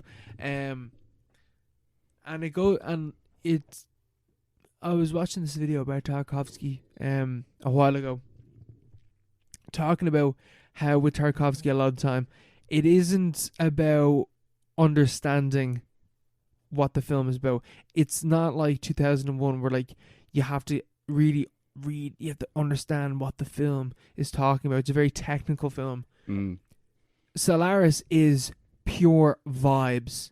Yeah, that was the most part. That was always his kind of philosophy, wasn't Yeah. it? It's like his job wasn't to give or to evoke any kind of specific technical reading, but to like lay out like a blueprint for the viewer to extrapolate like themes or like some kind of affect from or to evoke some kind of affect. But like it's more like an interactive experience. Mm-hmm. I think I was reading about that when we did Stalker. He had a few quotes on that because he very much wasn't. Because him and Kubrick, I feel like Stalker and like 2001 are like they're both slow and they're both like very technically masterful films, but there was like a stark difference in the way that Tarkovsky seemed to approach Stalker in the way that that 100%. That he's trying to he's asking you to do something. Yeah. Or asking you to sort of like get involved with it in a different kind of way. And reaching out it's not sort of naming what the point is. No. Or like naming the themes.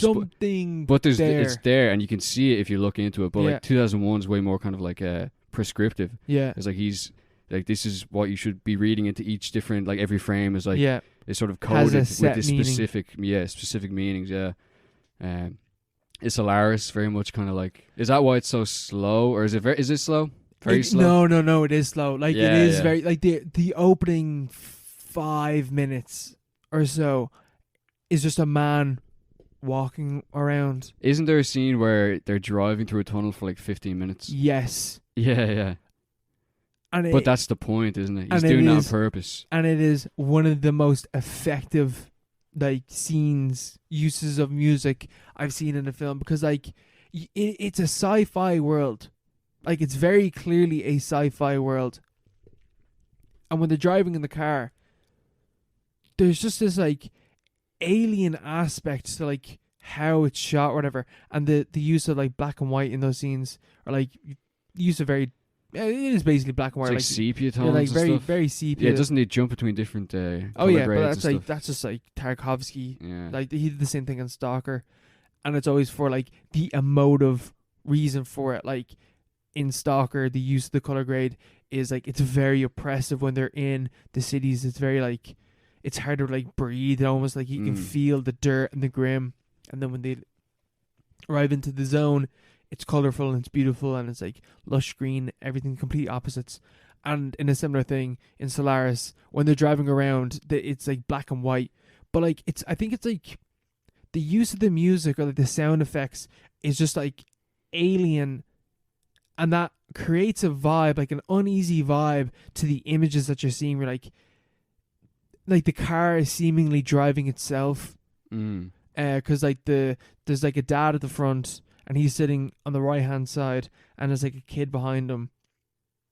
But like he's not driving. He's just sitting there. He's just sitting there. So the car is driving itself, and like this is like, and then there's like this open shot of loads of cars. Like this is a shot of like a cityscape, like a very busy intersection of a cityscape where like all these cars are driving around, and it's all like so synchronized and perfect, and like the drones of like modernity or whatever, you know, like that's kind of the vibe that you get, and it is very alienating, very weird, in complete contrast to what came beforehand, which is like a 5-minute scene of a man just walking around in nature. He can go where he wants. And he's just like chilling and just thinking, and he's in rain and it's pissing rain down, and he stares over at like a tea set and like, well, raining, sad emotions, something. This is like he's accessing a memory, like looking at this tea set, like he's remembering doing something. You would assume because it's a tea set, sharing tea or drinking tea with someone wherever he is now, and then later on, you know, you meet his dead wife, probably her. He's probably thinking about her, and she asks him like, "How often do you think about me?" And he's like, "Not all the time, but like when I'm very sad, I do." Revert back to rain pissing down. He's staring at a tea. Like that's the kind of type of thing that Tarkovsky does. Doesn't fully explain it to you, but like if you're engaging with the images and the sounds that are coming at you, and you have an emotional reaction, you can kind of. It's about like the emotions that the film brings you on. It's way less about understanding the narrative. Yeah, which is why I struggled a lot with Mirror. Like I felt like the narrative structure in Mirror is so all over the place and so stream of consciousness that it's like it's hard to like fully even understand what I'm seeing in front of me. But Solaris is way slower, so it's easier to get in with its vibe. But it's very slow, very meditative pace to it, I would say. Yeah. I like the idea that there's a planet. The planet, like there's aliens in the film, or an alien, but it's a totally different idea that you would, or a totally different sort of conception of it that you'd see in anything else, or that we would normally be used to seeing, and that's like something that it's like a planetary intelligence. It kind of reminds me of Annihilation in a way. Yeah. Well, it's that kind of thing where it's like it's a system, or it's more kind of like it seems to be kind of accentuating, because like it's Tarkovsky. It's like it's not an alien. It's not like E.T. It's like it's just not human. Like the planet. Like they never say what it is. They just say it's not human. Yeah, but the planet is like always going to be in like a Tarkovsky film. Has to be some element of being human, of humanity itself. It's like the other. It's like our version of the other. Like, and it obviously fulfills the sort of presupposed wish of what's his name, Kelvin. Kelvin, yeah. It fulfills his wish, but obviously he doesn't actually want what he thinks he wants, you know. But the planet still fulfills it anyway. I thought that was pretty. It's an interesting idea, you know. It is, because it is so relatable as well, and it is so inherently human. Yeah. Like getting lost in grief, getting lost in your memories, not being happy with the current moment, but with a sci-fi twist, and wanting what the past was, but like the past wasn't perfect either. Like it led to where you are now. Yeah, exactly. Yeah. It's like a contradiction. Yeah. So like, plus even when he's confronted with this reconstitution of the past, there's like an uncanny valley effect where he's like horrified by it, even though it's what he's wanted in a weird kind of. It's what he's wanted, but in a weird kind of way he's never wanted at all. Yeah, you know. I think that's like a common theme, seems to be anyway. Yeah. From like Mirror, and like just kind of dealing with memory and like stalker and desire, all those. Kinds of desire is a thing, which makes sense because he's a very religious man. Yeah, of course, yeah. You know, desire would be it's a recurring theme. It's a big no-no. It is a big no-no, but it's inherently human. It is inherent in the subject. And like Solaris touches on that. It's good. It is good, and like it's a film that you do have to vibe. You really have to vibe out with it. But if you have a little substance that maybe helps a little, it's a good time. Just do a lot of bag while you're watching. Yeah, just Man, this is class. yeah. This is actually flying by. Yeah. Yeah, just chill out, watch Solaris. Maybe don't, because it is kind of boring, but it is very good. Maybe don't. Maybe don't. I'm not gonna recommend Solaris. Maybe read the book. Because right, There's a book. Solaris is also on Disney Plus. Oh, The yeah. George Clooney adaptation. But there's no way that is good. There's no way. There's no way. But like I was reading up on Solaris. The author of the novel Stanislav Vlem. did not like Solaris. He was like, this is not faithful to the book at all. And Tarkovsky was like, well, yeah, obviously Yeah. it's an adaptation. I'm going to take some core ideas and then utilize the art of filmmaking to make something new. That is the perfect way to approach an adaptation. That is how you do an adaptation. But not these days, anyway. No. Well, Dune works. Dune is the complete opposite, nearly, Of what? of like doing an adaptation. Like, it is very much an adaptation of Dune, i.e. it is very slow and very like massive and epic. Yeah, but still kind of sticks to the same themes, you know? Like Stalker, or not Stalker, Solaris seems to like deviate hugely from the novel. Like, Sorry, that's what I mean. Like, they're two opposite ends. Like, Yeah, they're that's what I different mean. ways of doing an adaptation. yeah. Well, yeah. Different ways of doing it. Yeah, but these days you don't really have, like, people approach. Yeah, you get like a director gets a book. He's like, oh, I have to stick to this beat. And I was like, what am I going to squeeze in? Yeah. It's more like compressing the material rather than like adapting it to a new medium. Using it as a jumping off point. Yeah, transcending the novel. And using the art of which your medium is. Mm.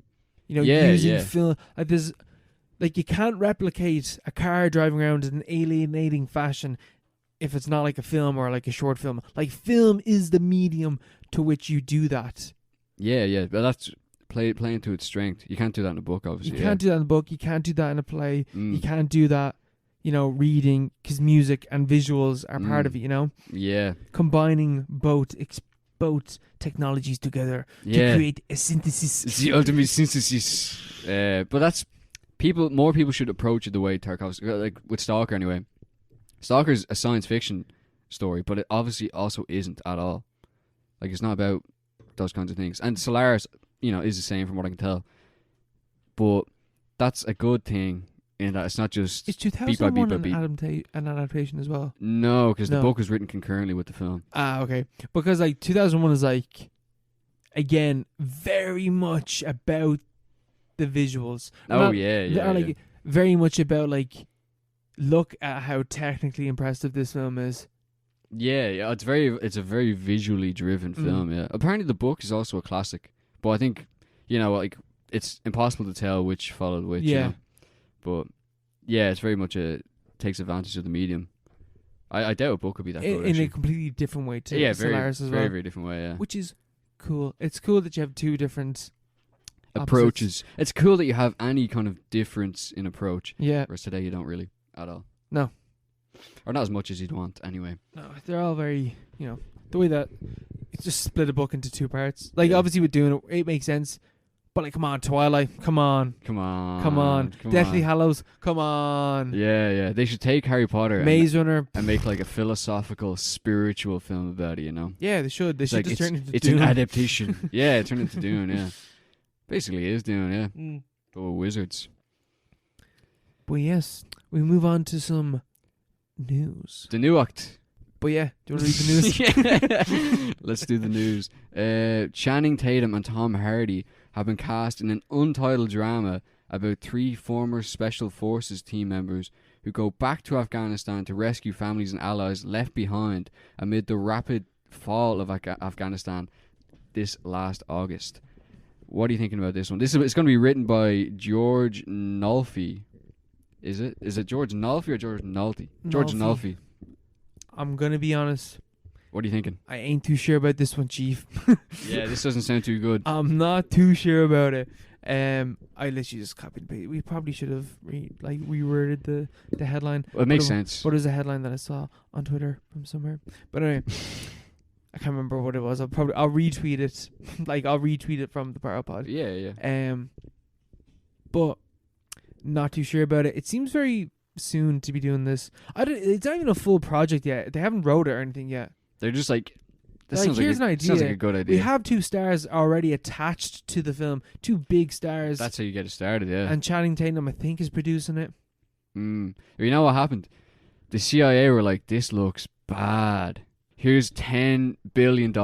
Make a load of films about this, about how this actually wasn't that bad.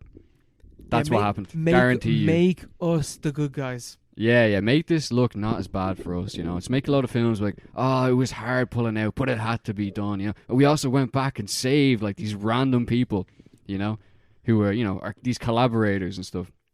You know, it wasn't that bad.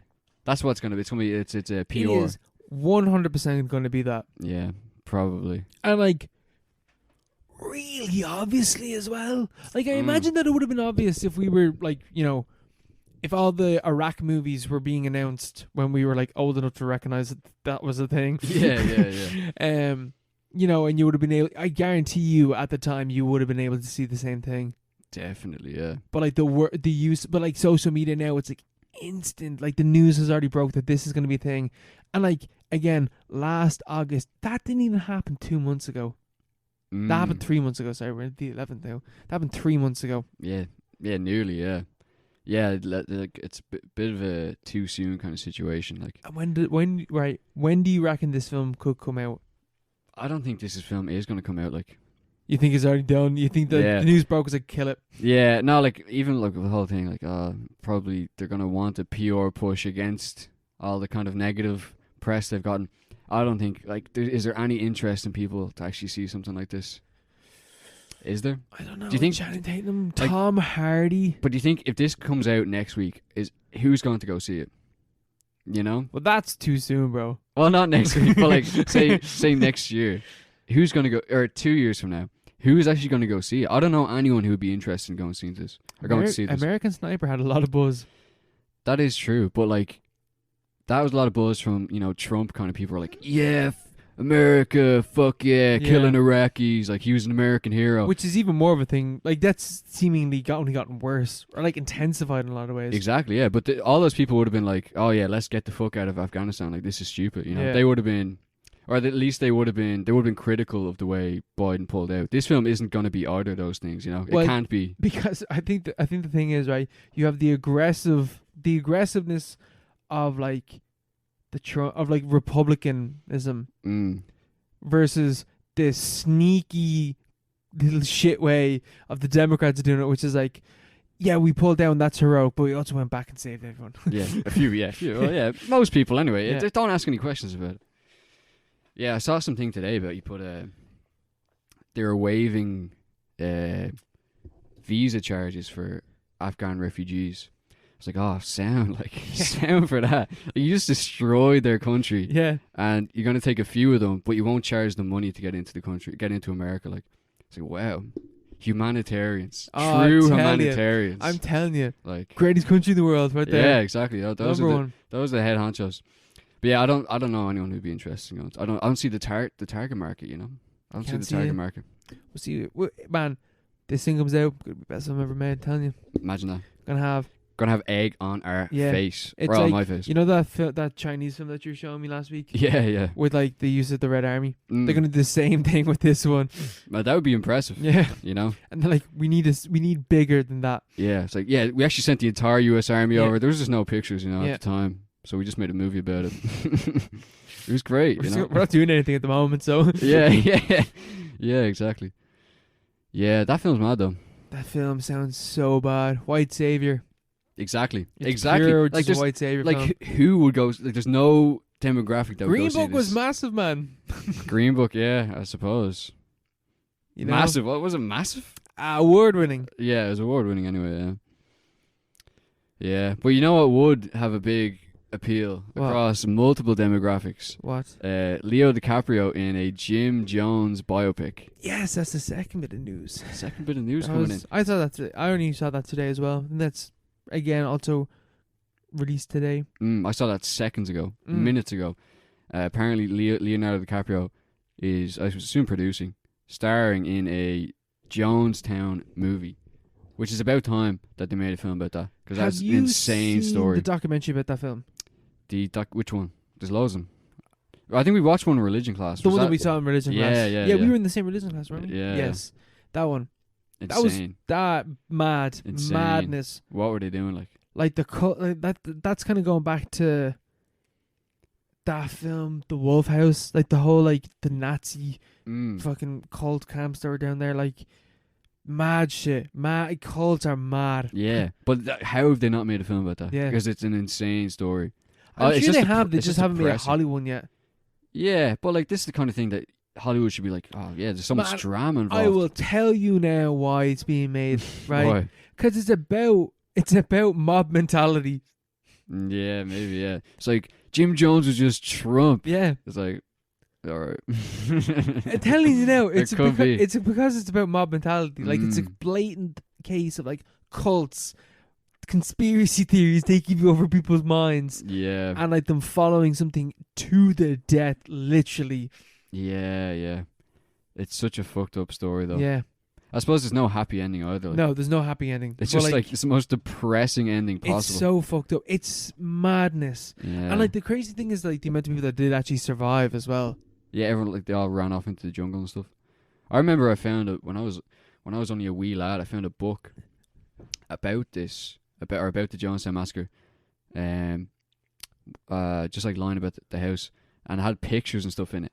And I was like, I still remember seeing those pictures, Yeah. but it's not graphic. It's just from the air, and you just see. But it's just mass Yeah, bodies. yeah. Like, how did he get away with that? But the story behind it is obviously it's not all what you see on the surface. There's Yeah. other stuff going on, but it's something that would be worth exploring in a film, I think. Yes, 100%. It's so interesting. It's also just grim. It's just it is just grim. Like yeah, it's so sad. yeah. Oh well. But there's a few like there hasn't been. Has there been a lot of like what about this? That siege.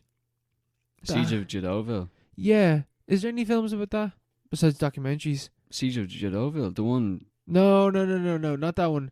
The one that happened in America, like the Waco. Waco. Yes, Yeah, Waco. Didn't we watch that one as well? We also watched that one. Yeah, Waco. Why are we yeah. watching them in religion? I think because we were learning about cults. Oh yeah, I suppose they're both cults. Yeah, Waco.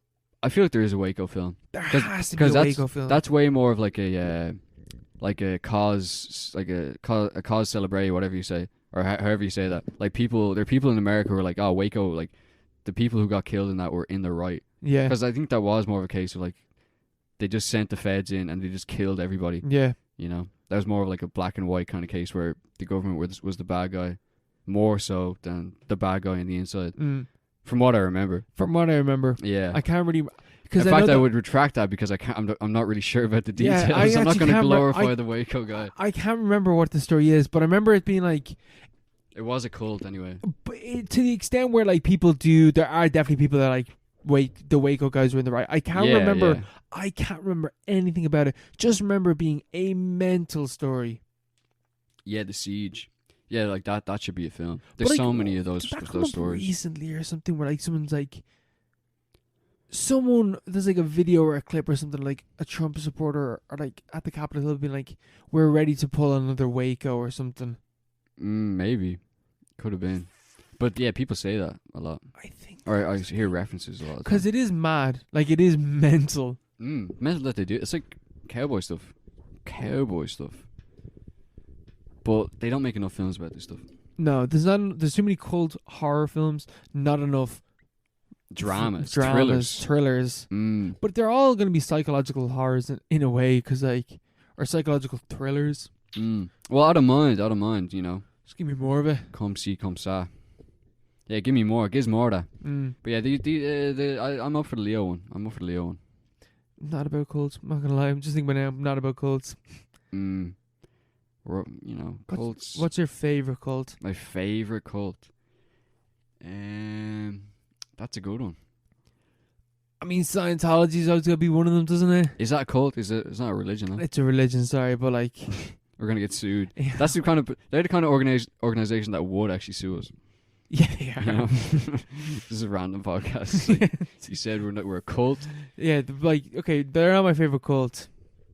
But I do find, strangely enough, Scientology interesting to. It's just so like unknown. Yeah. There's like a lot known about it, but not enough. Yeah. It's kind of, but it's like so out in the open. You know, they have an office on Abbey Street. Yeah, I know. But what happens when you go in there? I don't know. I have no idea. Dianetics and all. You know, one of my favorite cult is the Screamers. Was I telling you about this before? Did I mention this before in the podcast? Yes, I think so. Yes. We've had this conversation before about cults, I'm pretty sure. Definitely. We definitely have, because I know we definitely have. Yeah. Because I remember us talking about like the Scientology one on Abbey Street. No, but the Screamers though. Yeah. Literally, convent of nuns out in the fucking arse end of Donegal, and their whole gig was, their whole shtick was they just screamed to purge the devil from inside them. And there was loads of abuse obviously going on in the convent. But the whole thing, what got them attention was the fact that they were screaming all the time. I thought that was just insane. It's also a domestic kind of story. I thought that was cool.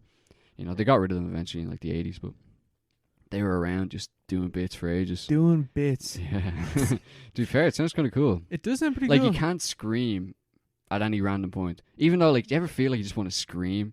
Oh, like, shout really loud just for the crack? I feel that'd be very therapeutic, but you can't actually do it. You can never do it. Unless you're in like a field in the middle of nowhere. Just one rep at the gym. Yeah, everyone's like, "Are you alright, man?" It's like, yeah, okay, wait. Yeah. But yeah, good luck to them. Good luck to them anyway. Anywho, we go on to some listener questions. We will. Sure. What are they asking us today? And our first question is coming in from Isabel, and Isabel is asking us, how good are yous or were yous at Irish? I'm shy at Irish. I am shite at Irish. To my great shame. I wish I was good at Irish, but I am shite at all languages, including Irish, including English. You have a degree in English. Shite at it though. Bad. No, Irish is a missed opportunity, I think. You know, I'd love to be fluent in Irish, but I'm not. Can you pass me the wine? Oh yeah. Sound. But yeah, Irish is never my strong point. I was always very bad at it. Same. I've always been bad at it. Yeah. I've always been bad at all languages. Like French, shite at as well. You were grand at French. I was grand, but I wasn't good or anything. Like I tried really hard with French. Because I was so ashamed I was bad at Irish. Yeah, well, Irish is worse because we did it for 14 years and we never got the hang of it. No, I never did. I almost got the hang of it when I went to the Gaeltacht. Yeah, I suppose, you went to the Gaeltacht. Did you ever go? I was never there, no. No. I kind of did there, but like same thing again. Like as soon as I came home, lost it straight away. Yeah, you kind of have to keep in practice. That's the problem in a, monolingual society. French is like you'd understand, like, the good, like, if you read an Irish sentence, you'd get the gist of it.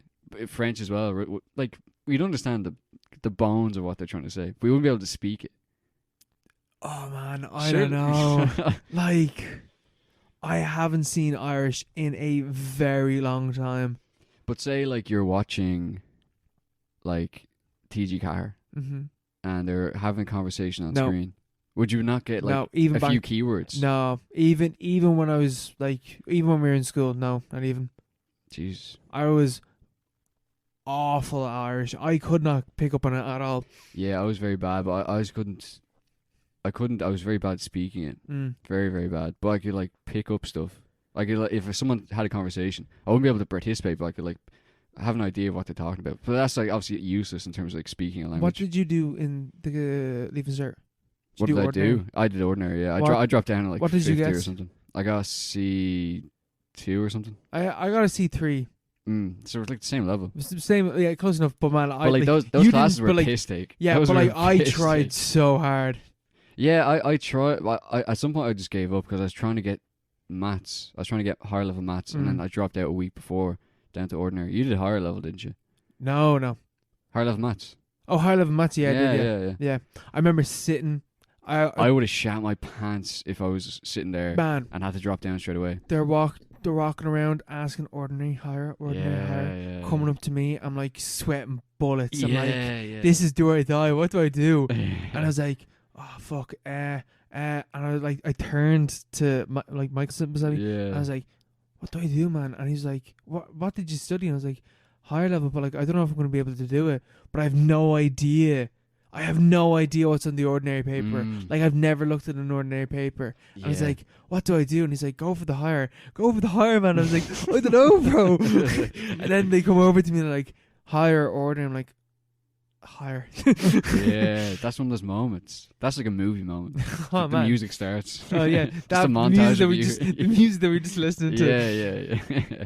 No, nothing was ever as bad as that English exam. That was very funny. Yeah, I heard you because we used to like because the way the seat arrangement worked is our names are like beside each other on the thing. Or yeah, the way it was like Owen was sit behind me, and we're just like I can't remember what it was. It was like in the middle of exams, and we're just like English. Yeah, it was English, and we're just like writing away. 18th century English. Yeah, and we're about halfway through the exam, or 19th. wasn't it? I think it was 19th century. We're about halfway in, and I just heard your desk like turn around, and like I don't know, I was like your breathing started going. I just heard a commotion behind me, and I was like, "There's something going on back there." But I knew something had gone wrong. But you managed to recover, like you recovered. I recovered. Yeah, you recovered really well, like because you didn't even do. You got like what, a B in that? Or Man, like, I am not joking when I say all aspects of all aspects. wait, what happened again? I was answering a question. And I was like, grand, 4 pages, no worries. Like, that is... 4 pages, that's like, at least, was that half an hour, at least 40 minutes? An hour. An hour. An hour. 4 pages, hour, grand. An hour into an exam. The exams are what, 2 hours, 2.5 hours? 2 hours long. I answered the second question, grand, done and dusted, have 20 minutes, or whatever it was. So that is grand. Sorted. Flicking back over, always check your exam, I look at the question again. I'm like, bollocks. I didn't answer this right. I was like, oh, fuck. I was meant to do something entirely different. I'm going to have to completely fucking this question up. Like, this is wrong. That's the worst moment. And I was like, oh, what do I do? And I was like, I flicked to the back of the book and I was like, I got 2 pages left.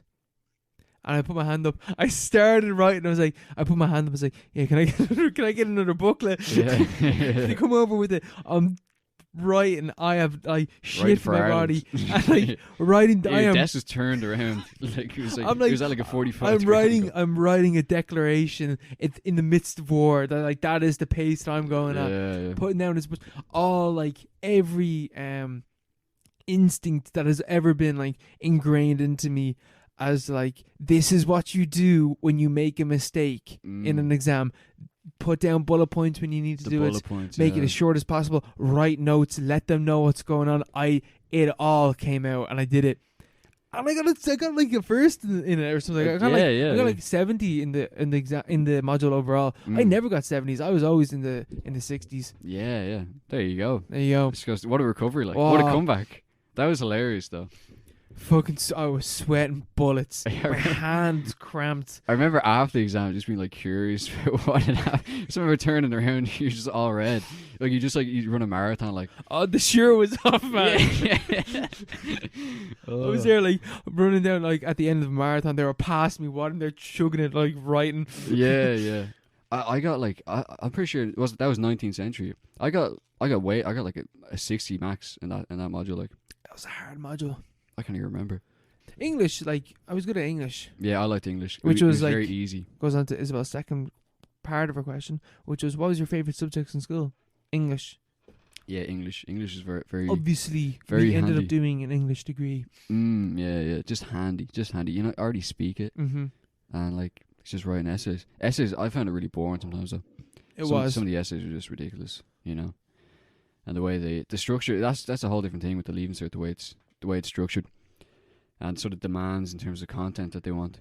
Yeah, that was extremely boring, but it was just something that, if you knew the text, you were fine. Like that's one of the things that like, it was such a big change from like Leaving Cert English to college. Like Leaving Cert English, if you read that poetry book and you read what the bullet points were to explain what the poem was about, to do a 2001 reading.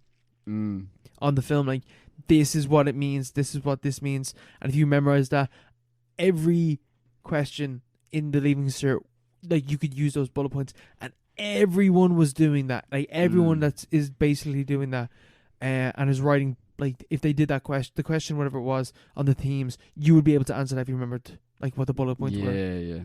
There's like a copy paste kind. There's like a, I don't know. There's like a thing you could take it from different answers. You know, you could apply it. You know, there's like a structure to it. There's no critical thinking. Involved. Yeah. Whereas when you get to college, it's like, do not do that. Come up with your own answers. Yeah, you can as be much more as you creative. can. Yeah. There's And more creative aspect. use texts to back up your points. Yeah, the quotes. I hated learning quotes. I hated. I was very bad at so them. stressful as well. Yeah, I used to just have them all on like a little flashcard. I just learned them off like rote learning. But that's how I learned in Leaving Cert. That's how I did all my Leaving Cert learning. But like in college, it was just I only had to do the quotes, and then you walk into the exam hall, and it was just like basically riffing, and then have the quotes that you learned off, and that was it, you know. Whereas Leaving Cert was just all of it was memorized. Like it's very much more robotic.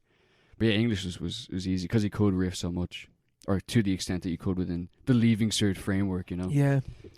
Stressful times. Glad I'm out of it. What was your favourite second subject then? History. History was really funny. We had a great time in history, I think. Yeah, I liked history. Yeah. I was always a fan of biology as well. Biology was fun. It was funny, yeah.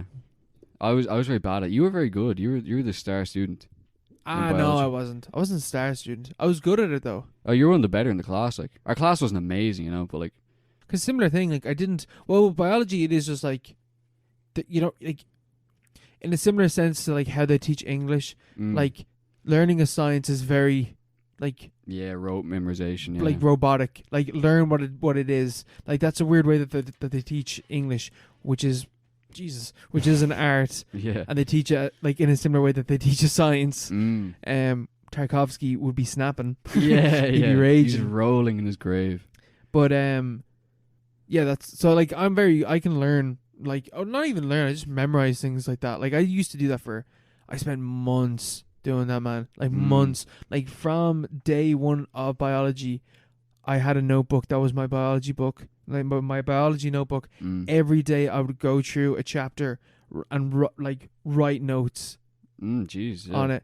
And then by the end, I had a notebook filled with notes on all the chapters that we'd done, and literally just picked one from each section basically and just learnt them off. Yeah. Can't remember any of it now. No retention at all from doing that. Yeah, I was very, very bad at that. I was very bad at biology, like altogether. Like, and then we got to the second half of sixth year or whatever, and it was just learning off diagrams. I realized when I was learning them off, I was like, I should have been doing this for like 2 years beforehand, you know, because it was just so much content. But I only remember the structure of the eye. That's it. I don't remember anything else. I'm pretty sure I have my leaving results right here. The results. Oh, here he goes under the bed. I can't open that. I'm pretty sure I do. I can't remember what I got in the leaving cert. Yeah, it was a lot. We got a lot more than we needed for the course anyway. I know what number I got, but I don't remember what the grades were. The grades, yeah, I don't remember the specific. I just remember like A, B, and like which. Did you get any A's? A's, yeah, I got an A1 in English. I didn't get any A's. B1s. You don't need them. You don't need them. That's the thing. Because you got what 435. 435, but our course was what 390 or something. 380, I think it was. Yeah, our course is like, but it was a great course though. It was a good course. You know, good crack. They made so much up about the getting crazy points, like 500 points and all. Fuck that, like. It turned into that the year afterwards. I'm pretty sure loads of courses did. Did it? Our course like did. Multimedia did anyway, and communications. Up to high 400s, 500, like. You think they were? Yeah, I'm pretty sure they were. That's pretty sure they were mad high. Because those are like, you know, those are the same as our course. Yeah. Like, but more constrained almost. Well, you transferred into our course, didn't you? Yeah, I started in business. Yeah, I don't know what I was doing in business. Mad. I don't know what. I still remember the first day when I came into, because I only transferred in because I knew you and Dan. Like, yeah. Because I was like, and it was something. Obviously, I was interested in like media and English. And I was like, I know these guys. Like, it'd be grand. I just wanted to stay in college pretty much. Because man, business did not make any sense. It didn't make any sense. But I was planning to do French and history. I think it was going to be in Trinity, and that was like my number one. And I thought I would get it, and I would have got it if the points had stayed the same. But the points went up 45 points. Same thing happened to me with multimedia. Oh, really? Yeah, I was planning on doing multimedia, and I got enough points to get multimedia jumped up to 445 or Yeah. 440. So I was literally 10 points off. Yeah, I remember waking up and checking the results, and I was like, "Oh no," because I hadn't really cared about anything that I put from like because they have the ranking system. From second to 10th, I don't remember anything that I Yeah. put except that business was second, and I ended up getting put into that. It was low. I did it for like 3 weeks. It was load of shit, like, you know, sitting in the main auditorium, and it was about motivation. It was just like a class about motivation. They're like, 99% of people in business will fail, but you can succeed. And you're sitting in a room with like 200 people. You're like, which one of us? There's only 2 of us here that can Let's succeed. go game time. Yeah, it's like a battle royale Yeah. scenario. It's like you have to fight to the death, and only 2 of you can survive. I don't know. It's just stupid. But yeah, I remember the first day, and I came into the Pats campus. I sat down in one of the lectures. Remember the huge guy that used to be in our course? Like he's just like hench, you know, big guy, and he's sitting next to me, and I was like out on like the edge of the seat, and he was like he'd lean back and like. Is he the older guy? Yeah, older Oh, fella, the yeah, cheer yeah. student, yeah. He was a Nice bouncer. guy, like. He used to be a bouncer. Yeah. Nice Yeah. guy, like. But he go stretch and stuff, and he'd have his elbows out, and like I'd be like, Oh man, I'd be like ducking him. He was is huge. Yeah, and he is jacked as well. Like. Yeah. I think it was Hines who was taking the class, and it was great. But I was just like, this, and it was full as well, the auditorium. But that was my first memory of it. It was great. Good crack. It was a great course. Good We had course. a good time. Yeah, English and media studies. No, media Yeah. studies with English. Indeed. Mostly an English course, though. A lot of time spent in English. It was mainly English. Yeah. Good crack, though, all the same. Ah, yeah. Second question. Do you want to take that there for us? Yeah, Neil's asking, what is the most poorly aged film you've seen? Well, Epic movie. yeah. It's just 2000s films again, isn't it? Yeah, In general, a lot of know. the time. they haven't aged. Well, anyway. I don't know. I'm not even sure. Epic movie, all them. All those ones. I haven't seen them in, like most of them in a long time. But even like in terms of like the cultural references that they're making, they were dated even by the time that the films came out. So, you know, they were dated by the moment that they came out. So they've only aged even poorlier since then. Yeah, except they had Kardashians in it, wasn't it? I think she's in one of them. I think, or is it Meet the Spartans? That Meet one, the Spartans, I that one think. was ahead of its time. Because This Is Sparta. That's still, people still recognize that, you know. Not as much though. Like It's that's still a thing though. Nah. 300. I say it all is the not time. You do say that. Every time Mark comes in, he's just like, "This is Paropod." Yeah. No one ever laughs. And then he like but- kicks me down the stairs. yeah. So we start off every episode. Yeah, poorly aged films. There's a lot of them. I Yeah. mean, some films, like obviously the films were never good to begin with. That's why they've aged poorly. Yeah, exactly. Yeah, if it's a good film, it won't really age. You know. What about like? Does any Chaplins? Not in terms of like their content. In terms of like the format. the what? In terms of like have silent. Do you struggle to watch like a silent movie? Ah, yeah, of course. Like so, those films Yeah, I suppose in a different sense have aged poorly. have aged poorly, but have we just aged poorly? Have we just lost our touch? Have we lost touch with the world of epic movie? You know? Maybe we have. Maybe we're in the wrong. Yeah, maybe we're wrong. More than likely. Mm. Yeah, no. Should we leave it at that? We'll leave it there. We'll leave it there. Recommended film. Recommended film next week is Mulholland Drive by David Lynch. We're going to be Lynchy going on boy. a Lynchian buzz. I think we should watch a few Lynch films, Lost Highway, stuff like that. Blue Velvet, maybe. I'm going to rewatch that anyway. I think I'm rewatching Blue Velvet as well. I'll be down for that. See the guy who sang in that? He's dead. Died No, yesterday. Didn't see that. Jesus, sad. So, well, that just reminded me of it. So I'm probably going to watch that again. Yeah, I haven't seen that in ages, so I'll 100% be down for that. It's going to be good anyway. Yeah. It'll be a vibe, and I'll see you then. We will be vibing. As always, All right. yours truly, the Paropod.